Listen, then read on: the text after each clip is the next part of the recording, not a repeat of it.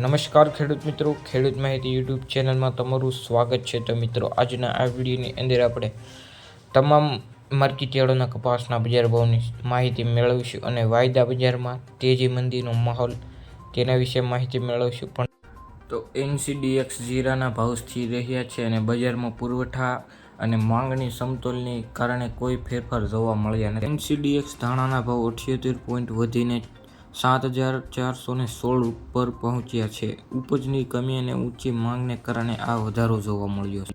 અને મિત્રો, MCX કોટનના ભાવ 56,240 રૂપિયા હતા અને ફેરફારમાં 120 પોઈન્ટનો વધારો આવ્યો છે। MCX કોટનના ભાવમાં 120 પોઈન્ટ વધીને 56,240 પર પહોંચ્યા છે। ઊંચી માંગ અને સપ્લાય ચેઇનમાં વિપક્ષને કારણે વધારો જોવા મળ્યો છે।